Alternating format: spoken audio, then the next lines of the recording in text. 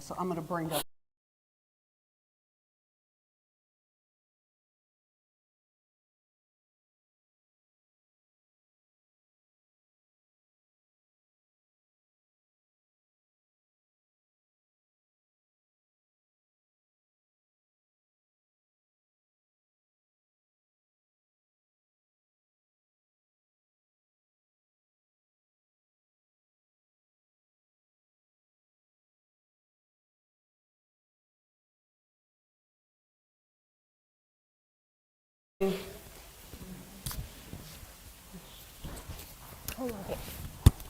Can't show them my business. And we're only looking at the camera. I'll look at them quickly, but I'll.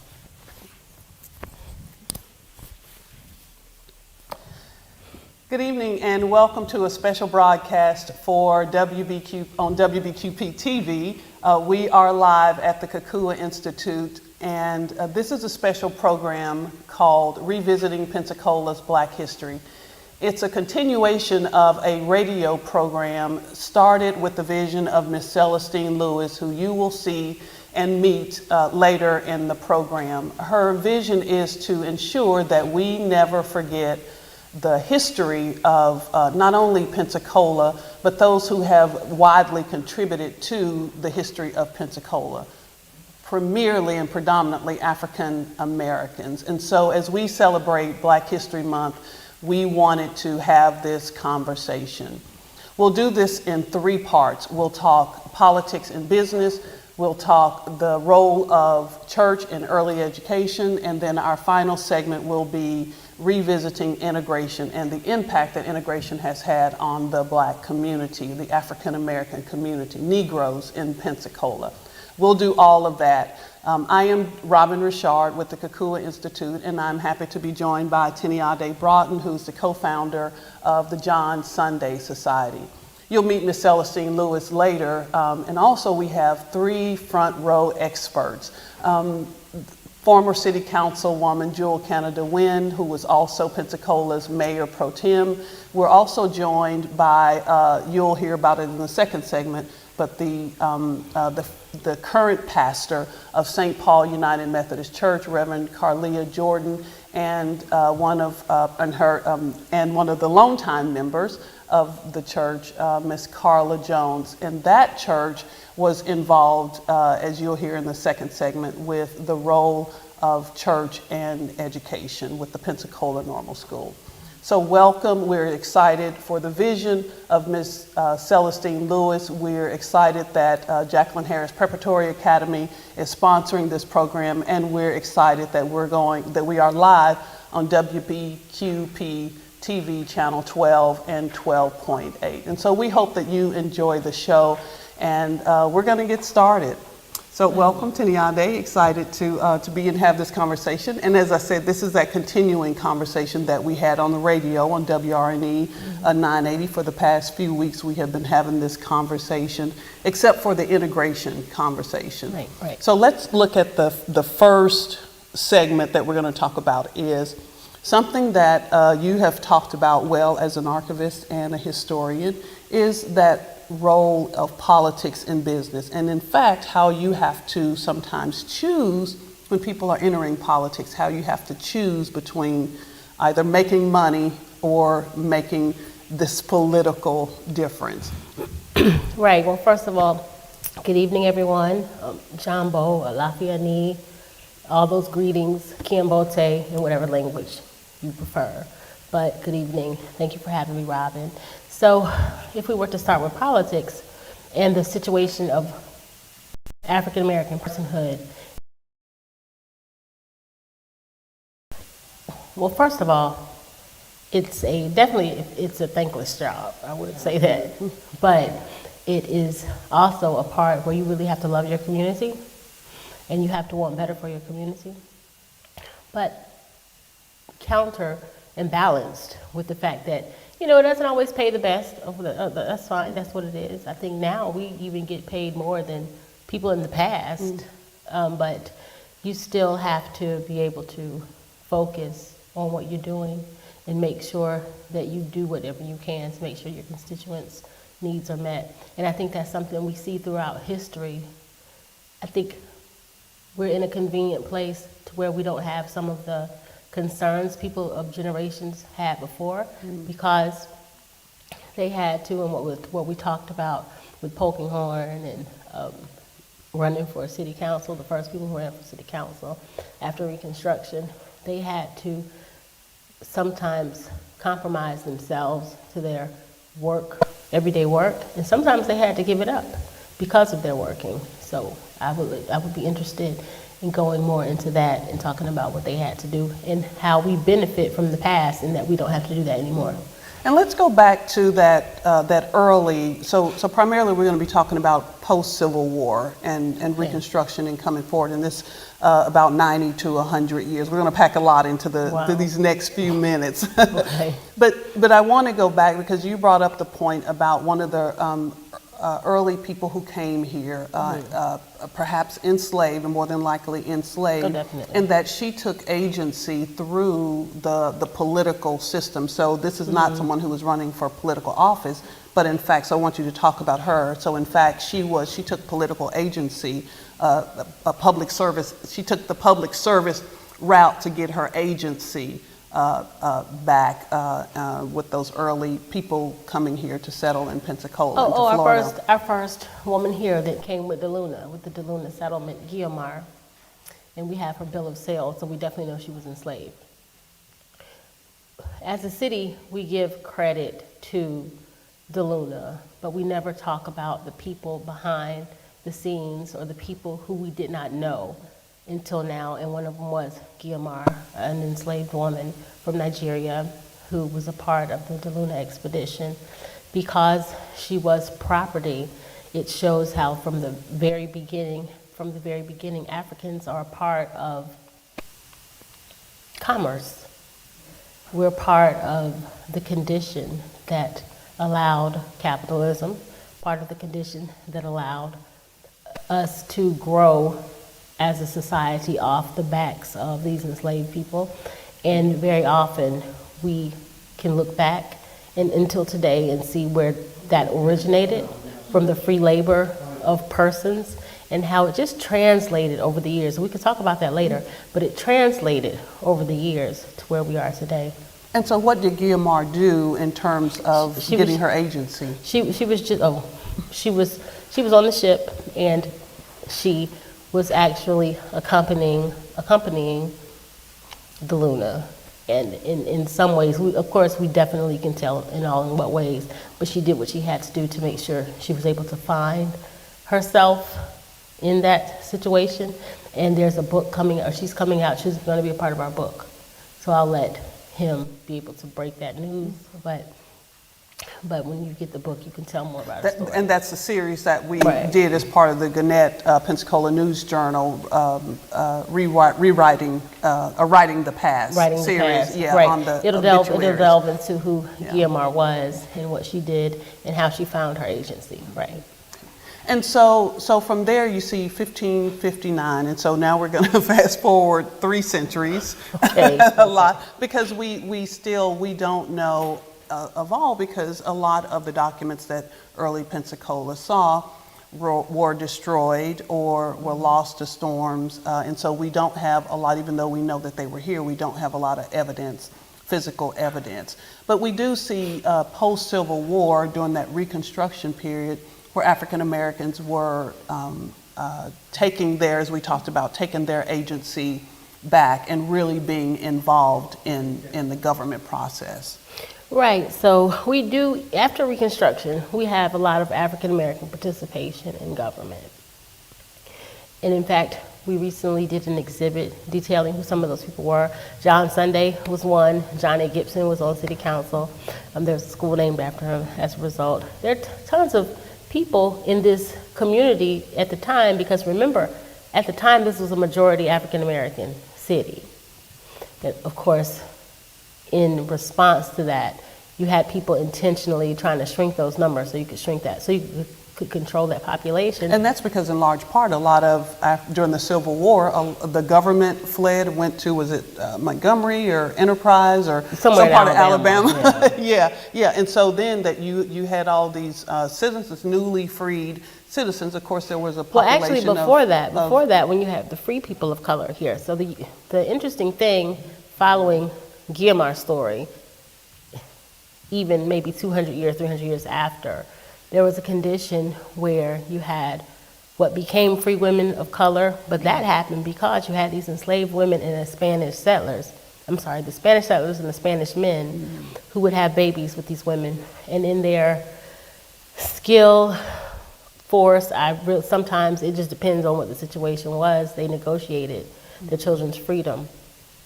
And Pensacola had a large free black population here. And used the system as we saw with, is it and that goes back to that agency. Yeah, the Euphrosyne Heinert, one of those early women who was termed a person of color. We don't have a picture of her, but is termed a person of color, where she used the court system, that political system, in fact, appealed to Andrew Jackson as, what was he, whatever his territorial title was, governor, and so appealed to him so that then he could, so that she could claim her stake in her property. Right, so won. really using that, yeah. Right, so these people who, even though they were not full citizens, did what they could to participate in the political process. And we see that we have to work in the memory of that. And so with the thing that kind of interests me is that with Reconstruction, you saw, as you said, we had the John Sunday, Zebulon Elijah, you had, as you said, John A. Gibson, and so many others. And I definitely want you to talk about Salvador Pons, the first and only known African-American mayor of Pensacola. So you really saw this growth during this Reconstruction period. Right, so think about it like this. You had all of these enslaved people, some free people of color, but now everyone is free. But remember, Pensacola was a place where it was skilled labor. We don't have plantations here. We have beach, right? But we don't have plantations in downtown Pensacola. The sort of norm, and in the county, not the sort of normal, I'm using air quotes. Yeah, and so with it, the enslaved population was they were brick makers. It was skilled labor, ironwork, things like that, to where after the Civil War, when the town is devastated, when the South is devastated, you have men who are now saying, I'm going to name my price, who are going to do the same kind of work that they were doing in slavery. So now they are not necessarily a product themselves. Right. They're not property themselves. They're using that skill to now sell their product or service, a skill that either they gained or knew. Right. And I know there's some controversy, especially in the state of Florida. They already knew. About that, but that they gained or knew, but now they're turning that into an economic benefit. Right. Yeah. Now they're naming their price in this war-torn South, and particularly in this part of Florida, and this part where you have, where it's necessary, where you have urban slavery, similar to what was happening in New Orleans and Charleston, urban slavery, where they're making things. Now they can name their price in ways that people perhaps in the country could not. And then we see, so Reconstruction is most known from, say, 1866 until 1872, kind of the funding, but then so it's counted as this kind of decade period. But then you see Florida enact its 1885 Constitution. So all of the gains that were made during the 1868 Constitution are literally wiped away. So there's this whole reversal of the Reconstruction period, this effort to rebuild not only the United States, but the people in this very humane way. And so then you see the representatives who are supposed to represent the people really tear down what is thought to tear down all of those gains. Pensacola played a major role in that. Pensacola played a huge role in that. E.A. Perry, whose house is right up the street, the E.A. Perry mansion. He was the governor of Florida for a while after Reconstruction. You have institutions being established, and I guess we'll get into churches later, but the politics that the churches worked through. Remember, they were not full in their citizenship yet.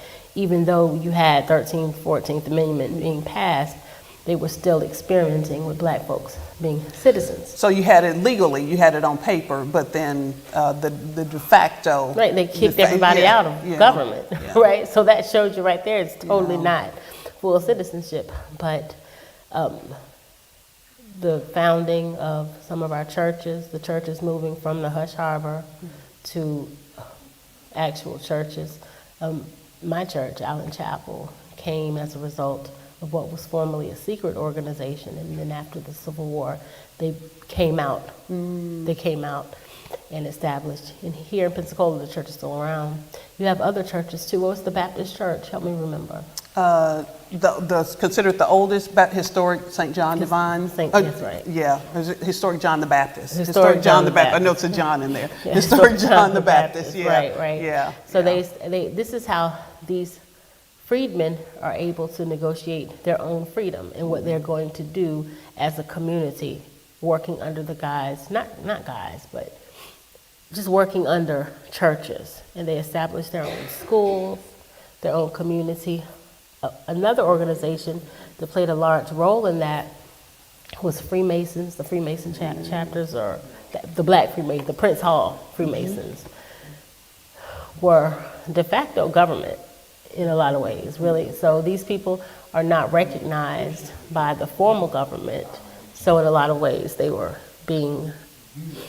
managing things for the African American community under these organizations. So you alluded to these hush harbors of black folks, predominantly black folks, meeting in these secret places in the forest or in these wooded areas, and now they're able to come out because of Reconstruction. And but now the 1885 sort of looks like you have to go back, but there's really this pushback in terms of, and that's what you're saying with the Freemasons. But then we also see organizations like the Afro-American Businessmen's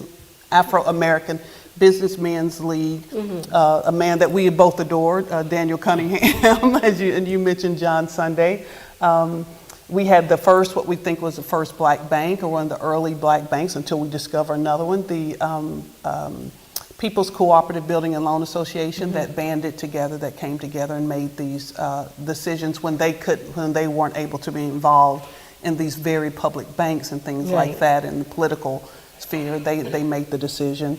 And then, of course, during the 1900, Booker T. Washington stood up, and we had two people from Pensacola stand up, the National Negro Business League, and we had the Pensacola chapter of that as well. Right, my beloved John Sunday. Your beloved John Sunday. Was a member of that. DJ Cunningham, And also the Union Mercantile. The Union Mercantile, the real estate organization. That right, bought which and I really sold. respect, of course, because my third great grandfather was a member of that, and he and a bunch of freedmen established this Union Mercantile Real Estate Association to basically own property. And you see in the records, they are buying up land, buying up lots under what is now Hollis T. Williams. And the Allen Chapel Church was a part of that. Okay. Right on the side of it. And just land throughout. And they would sell and they would barter in ways that black folks could not. So even though they were not in what we consider today public service, elected positions, they were still being involved in this public good and trying to navigate. Right, and they had to, because that was their only choice. Yeah. There was a group, and I don't think that we mentioned this earlier. There was a group called the Pensacola Invincible 20, a group of, we know at least they were there in the 1920s through the 1950s, African American men who really sought to quietly influence politics. We see Dr. Horace Good actually sue the Democratic Party so that in 1928, so that he could vote, and so right. So tell me more about this idea of your citizenship being defined by being able to sue. So it is, because now you are taking part, in my thinking, that you are now taking part in the fullness of the Constitution, of the Declaration of Independence. So you're declaring yourself free from one tyranny, but then it's like the victory at home, victory abroad. You're now finding yourself fighting within the system that you were fighting that's saying you can give full equality for. So that by suing them, you are saying, I'm using the American legal system to ensure, just as they did with the 13th, 14th, and 15th Amendments, that my rights are fully recognized. And so Right. Dr. Good, it made national news. Dr. Good sued because he said, I have this right to vote, and so then you're not providing me with the right to do that. So I think he just, again, we're talking agency. And so I want to wrap this segment up and with two things. One, the first one is this incredible story that we keep hearing about, we keep talking about with Nick Williams and Dr. James Polkinghorne, and how they had to, what we think were maybe forced to make a decision, really what this whole segment is about, forced to make a decision to not run for political office because their money was going to get funny, as they say. Right. That their money was Both going to be businessmen at challenged. the time, Nick Williams was a builder, and Dr. Polkinghorne was a pharmacist. And so we see that they're both going to run for city council. They're both members of the same church, Allen Chapel and me. But I'm wondering if even to run at the same time was intentional now. I'm wondering. Because they knew each other, they clearly knew that they would be competing. I wonder, it just makes me wonder, did they intentionally do that? Well, they were running. I thought they were running in different, what was then called wards. I thought Oh, it was they different were wards? running in Okay, different okay. wards. They weren't but running against each other. they Okay. weren't running against each other. But I don't believe. But then they ended up resigning their campaign at the same time, which is Okay. highly suspicious in this time. And this is in the 1950s. So here again, you've made 70, 80 years, you've had 70, 80 years since the Reconstruction period, and you would think that, all of the legislation is being fought in order to make everyone inclusive. But yet we see Dr. Good in 1928, and then 20 years later, we see Dr. Polkinghorne, Dr. James Polkinghorne, and Nick Williams try to get into that system, and then it's for naught. But I think it's a part of this continuation of agency. So remember there was the streetcar boycott? 1905. And at the time, those people knew they didn't have many rights, but they were just trying in whatever ways they could to affirm that they were here and that they mattered. So Pensacola partnered with Jacksonville, and another city, was it St. Augustine? I don't want to say it wrong, in Central Florida. Definitely Jacksonville. Yeah, definitely Jacksonville, though, and sent some of our Pensacola attorneys to Jacksonville. Jacksonville sent some of its attorneys to Pensacola, and they challenged the bus system, public transportation. Now, mind you, this was long before Rosa Parks. And in the beginning, they won. For all intents and purposes, they won. It was decided that the black women who often had their charges, little white children, could ride the buses.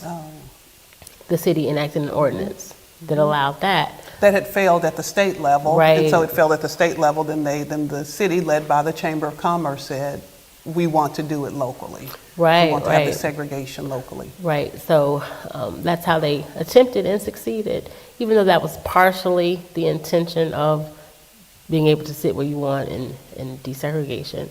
But the fact that that happened here in Pensacola, 50 years before Rosa Parks, says a lot about the way we interpreted our progress. It says a lot about this freedom story and how it was always in the minds and in the hearts of the community as they went about their days. And so then we fast forward, we're going to close this segment with this, talking to former city councilwoman and longtime educator Jewel Canada Wynn, and we'll pull her up in the last few segments. But it was, she mentioned, and I thought it was really important, that it was not only the politicians who may have been challenged, either choose one or the other, either choose making money or your job, as Dr. Polkinghorne and Nick Williams were challenged with. But it's also people who are working day to day who may want to get involved in the political process, and then who are challenged or with the money. So who are saying either if you do this, then you're not going to be able to succeed on the job, or you may not even have a job. Right, and it's interesting how we were always able to be controlled through economics. And I think that's a point to be mentioned, because as things are happening now, what we see now, what are we going to do to economically advance? Because I tell you what, when you have your own money, you can tell people where to go and where you're going to go and what they can do and what you can't. You have a different negotiation power when you have the power of the purse. But in this case, we see this huge political economy, so that people are being then either manipulated or controlled by the thought of, or the fear of, that the public service, the politics will mess with their money. Right, mess with their money. That's really what it's about. Yeah. So, more so, and we know color in a lot of ways is secondary to that, because I hear stories all the time of certain folks in the tan yard who were able to pass, could almost escape their blackness outside of their neighborhood and pass as white and go downtown and shop different places in ways that most African American people could not. If you were darker skinned, so the people in the tan yard, this historic neighborhood, traditionally a lighter skinned black person. Remember those original Pensacolians? Okay. Those original ones, right? So, because they had the abilities to negotiate race in ways that other black people here couldn't, they took advantage of that. So we know that in negotiation of race, the scale of race slides, but the green money does not. Yeah. That's a good thing to end. The scale slides, but the green money does not. If you're just joining us, we're live on WBQP TV with our special program called Revisiting Pensacola's Black History, sponsored by the Jacqueline Harris Preparatory Academy. And so with me, Tiniade Broughton, I'm Robin Richard. We are doing this in 3 parts, and so that we are looking at these hundreds of years of history, or re-looking at these hundreds of years of history through these 3 distinct segments. And so we're going to transition now from politics and business to the role of the church, the early church, in education. So before and after, we were talking that about how people literally came out of the bushes with the hush arbors and things like that. But during the early part of Pensacola, even during the enslavement period, we still see this education being important. Right, right. Yeah. And the role that the schools, originally, the role that the schools played in providing education, which is interesting to me because these folks, like in the flyer that we use, you see this old woman herself learning how to read. Yeah.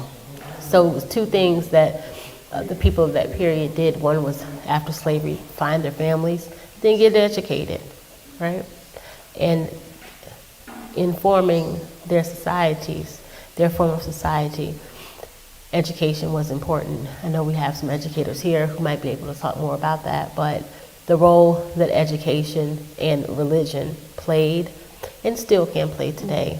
And I think as education, now we talk about people being, what's the word we use if they're, they're not literate.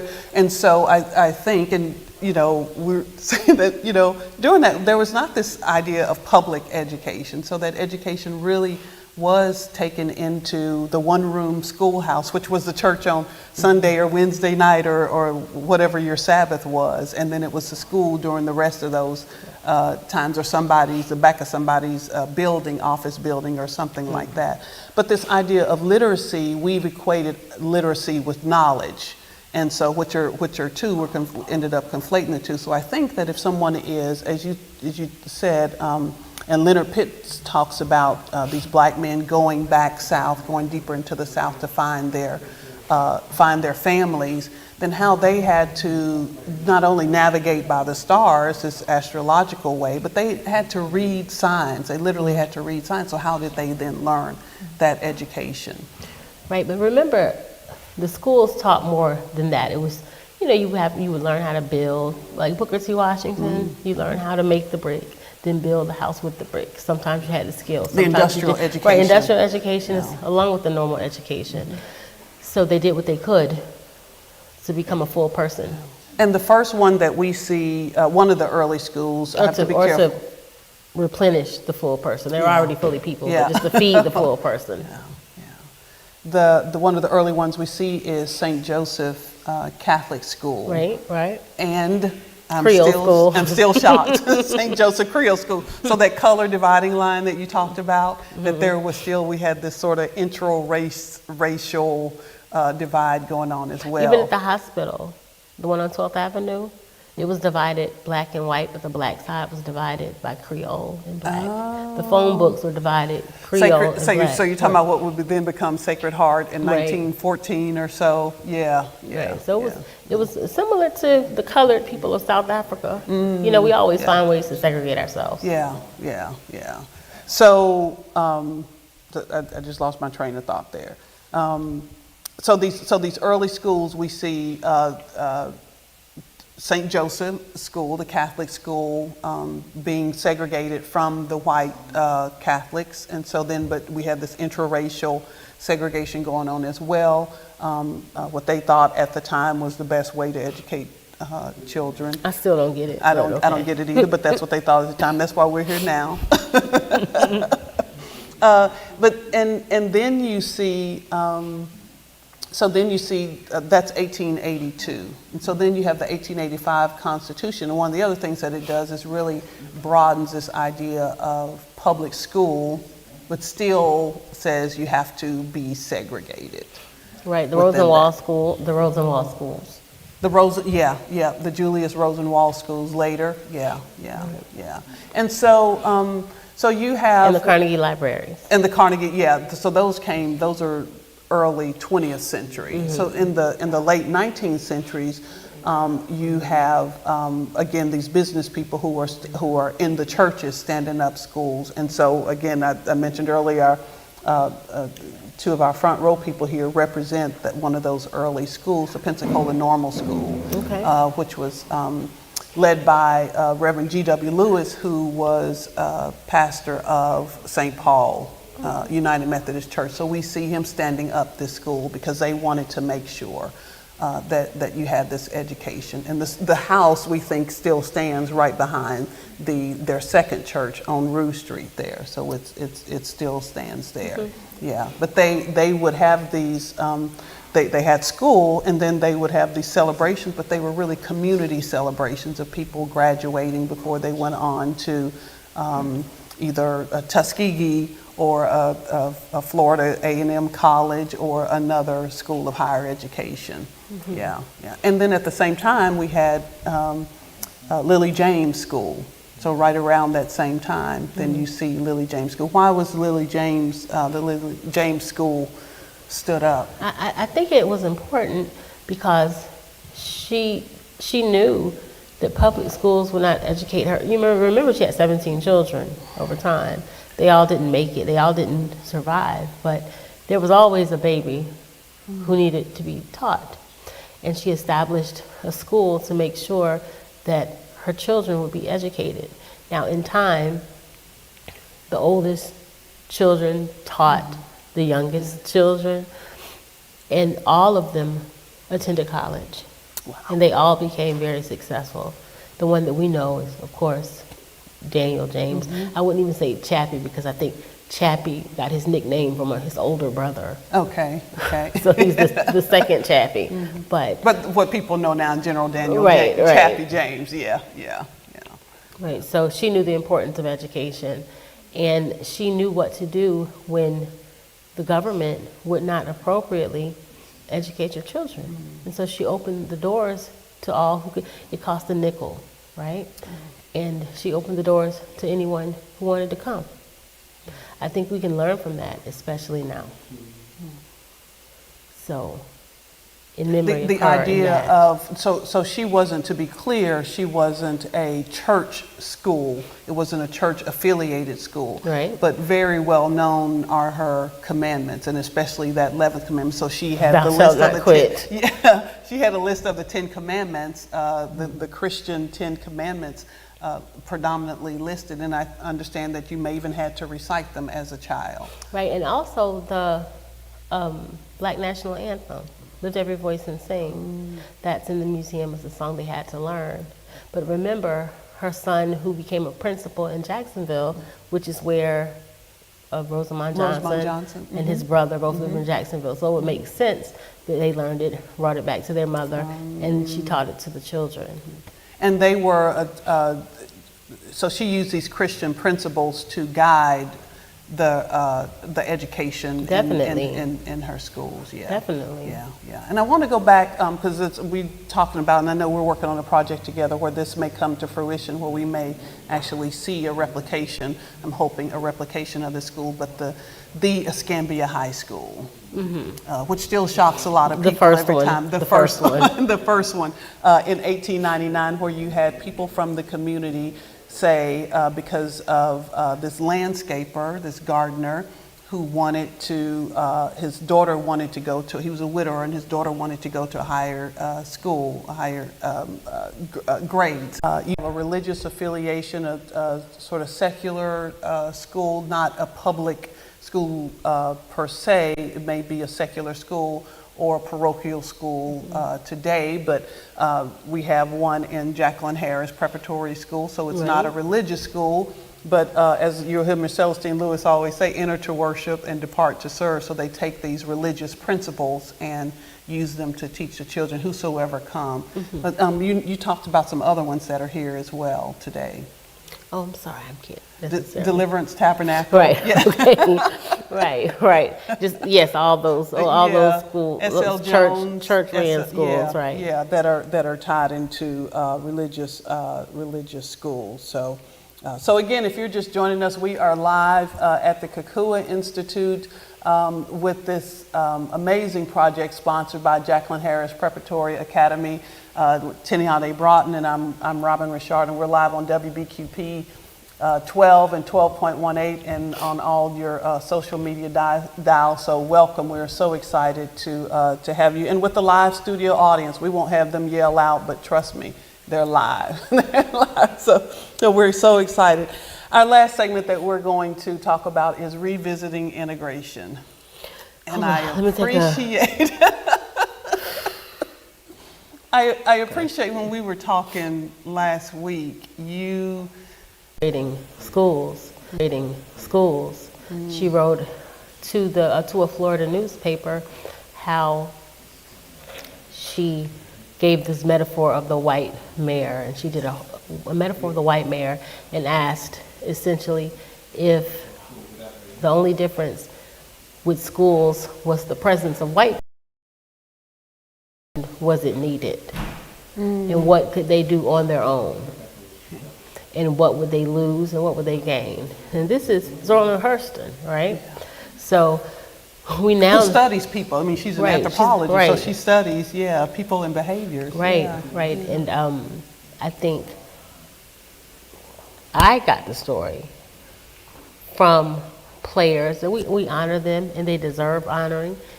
We know what the NAACP Youth Council did for desegregation and integration in all kinds of ways. I think what that generation did not consider was what happens to the Black-owned businesses. And remember, we talked about the importance of economics. So what happens when you can now go to the mall or go to this store that's been desegregated or go downtown? What happens to the stores in the Black community? And to be sure, legally you could go anywhere. Right. I mean, on paper. But socially and culturally, you would have had to wait until a white person has been served, a white person was not in the store, a particular day. You talked about the hospital. I heard, interviewed many women who said, I know when such and such had their baby, it was on a Wednesday, because that's when Sacred Heart or the Pensacola Hospital would allow black women to come in and have their babies. Yeah, yeah, Okay. yeah. So on paper, yeah, you could do that. Yeah. Right. So what happens in this now to black-owned businesses in this now desegregated South? And I think we are now learning the ramifications of that. So we talked about the Afro-American Business League back in the 1890s, and then the National Negro Business League. And the first meeting was in Boston in August of 1900, and two people, Daniel Cunningham being one and Matthew Louis being the other, at least those two appeared there with hundreds of African Americans. And both of them, in fact, spoke, and their speeches are recorded in the books in archives all over the world, housed at Tuskegee.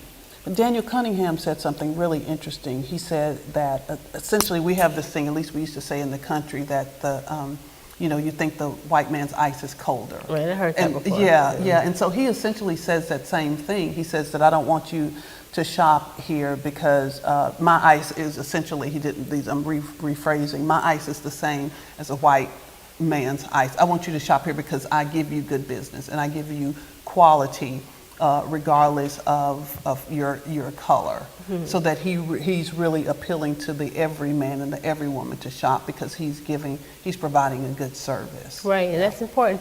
What stands out to me though, I remember hearing stories of my oldest great aunt who was born in maybe 1916 or somewhere around there, and she would talk about how there was this need.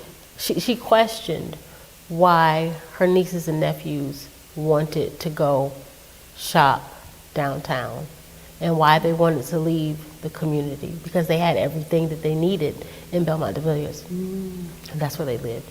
They had grocery stores, they had clothing stores. They didn't have to leave for anything, and they didn't have to go be harassed by people who did not want them.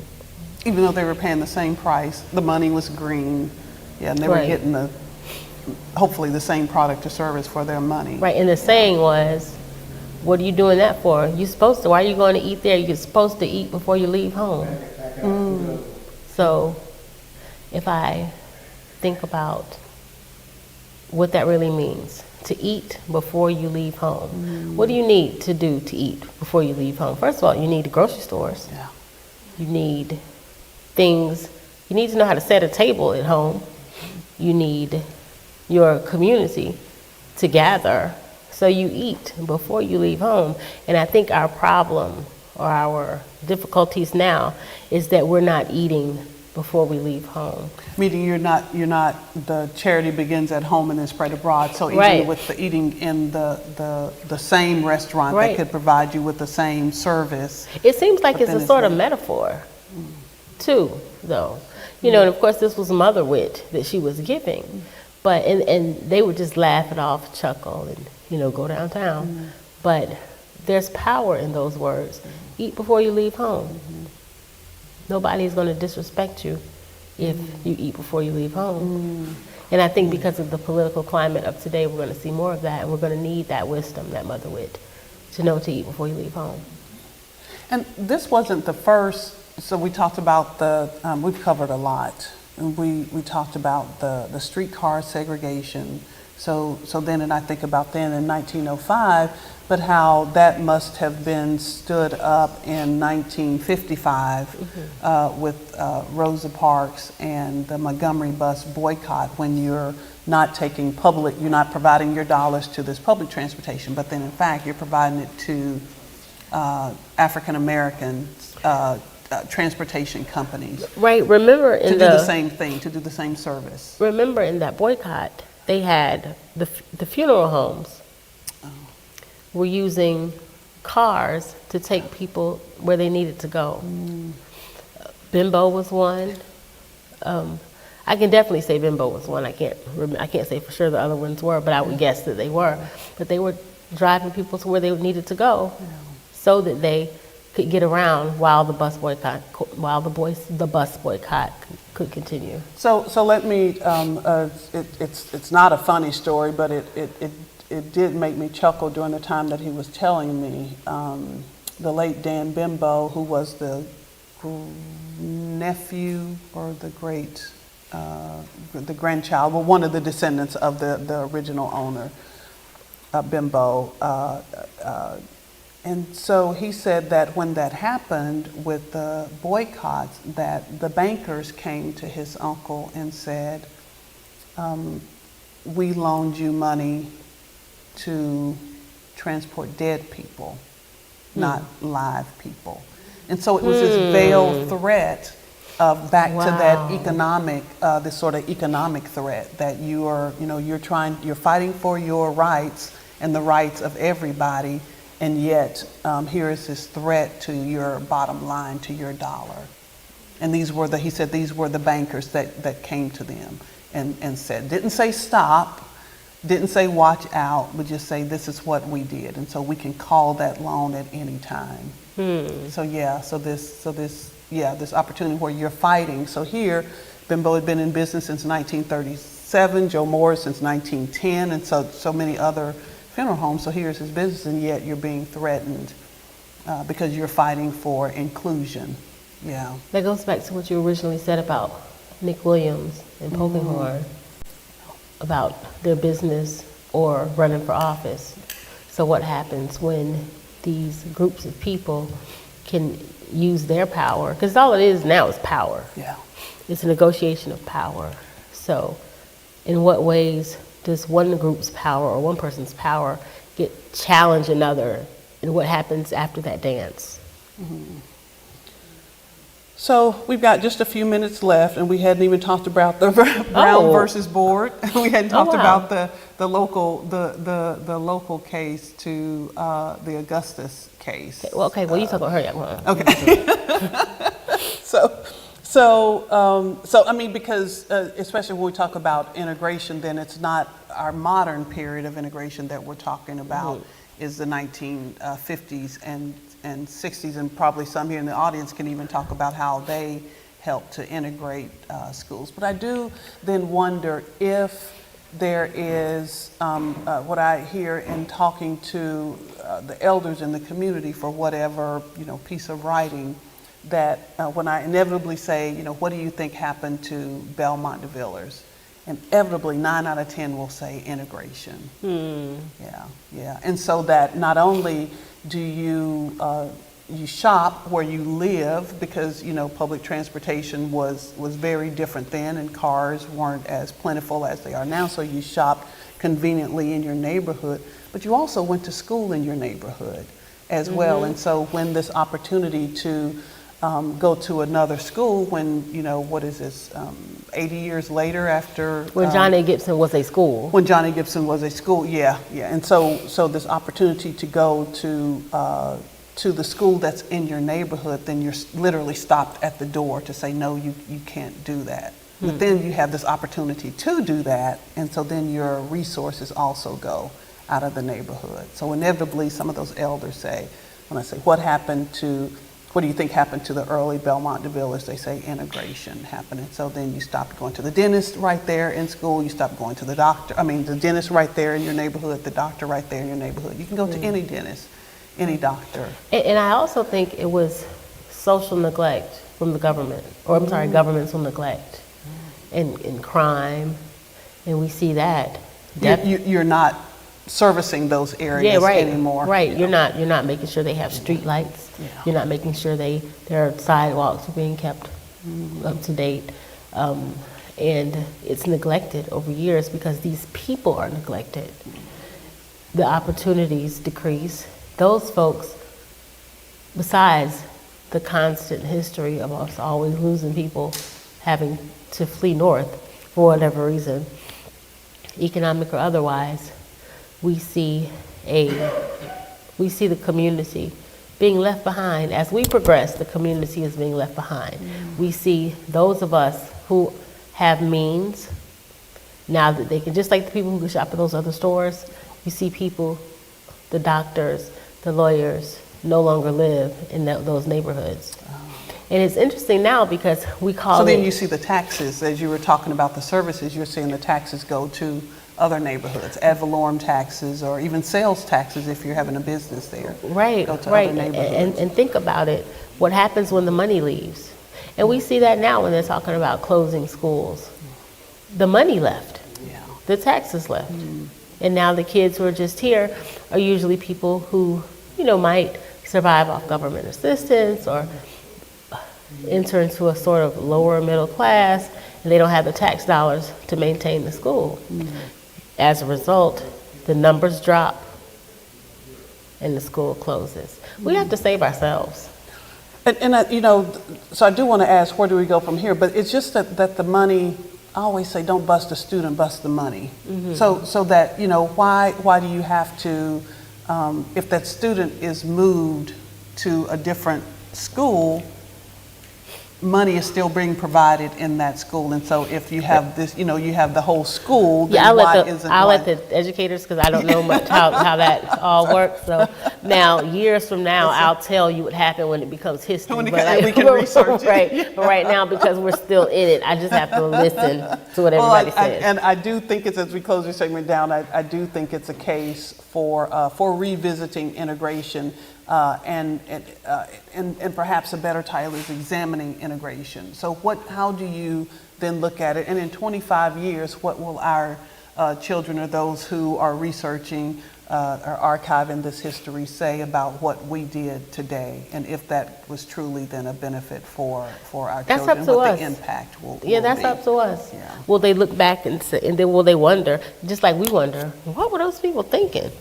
Sometimes I wonder, what were they doing? We had all this wonderful neighborhood, we had all this, and they just left it. But then I started to understand how they were tricked out, forced out, pushed out. The neighborhood was economically depressed. I understand the other things that happened at play and understand what the resistance was and what it was not. I personally think sometimes, like right now, I'm more in my phase of Booker T. Washington's ideals, even though I came up under a very much Du Bois philosophy. Right now, we have to go back to listen to what Dr. Washington was saying. And I think they were the same. I think Really? they were, I see that in a lot of ways. I think they had perhaps different roles, but they were all going towards that same full equality and full benefits of the life, liberty, and the pursuit of happiness. No, definitely that. Definitely that. Take a different road, whether it's this industrial education or this intellectual education or liberal arts education, whichever road you take, And then it's all sometimes I want to necessary. be like Marcus Garvey and just say, forget it. Just forget this. Well, and that's the beauty of it. It's on this earth, it's a lot of roads. Right, And as one of our local colleges say, a road will get you there. And so in 1 minute, because we're going to, the program is almost over. It's amazing. Thank you so much for joining us. Where do we go from here? I think we have to Sankofa. It is not taboo to fetch what was lost or what was forgotten. And what's the saying? It's not where you tripped, or it's not where you fell, but where you tripped. See the mistakes that we made, and we have it looks like now we are having a chance to do it over. So when people say what they would have done if they lived back then, we are now back then. It's the opportunity. And now you have the opportunity. To revisit. Right. To revisit. And one of the things I'm trying to do with getting so much done in my district at Howard T. Williams, while we still have African Americans in that neighborhood, to see how you can build and see how you can re-engage the government in such a way to where you are responsible for what you have and what you own, and where people can't just come in and put you out. Well, now the infrastructure is there. We're pouring millions upon millions into that district. At this point, if you sell your house, that's on you. That's all I can say. Here's then a chance to not only revisit Black history, but to visit Black history. Right. So we're gonna take a commercial break, and when we come back, we'll be joined by Ms. Celestine Lewis, who is Executive Director for the Jacqueline Harris Preparatory Academy, the sponsor of this program, and the incredible visionaire of this project. So stay tuned, and we'll be right back.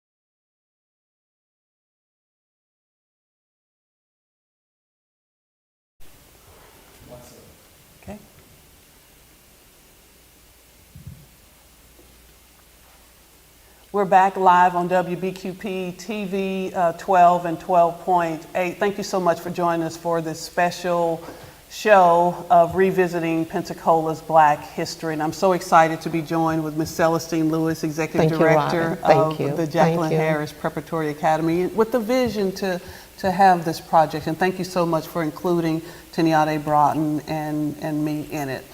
So grateful that we're able to bring this. Why did you want to do this project? I just felt a need that we hear so much about famous people, but here in Pensacola, we have people who just paved the way.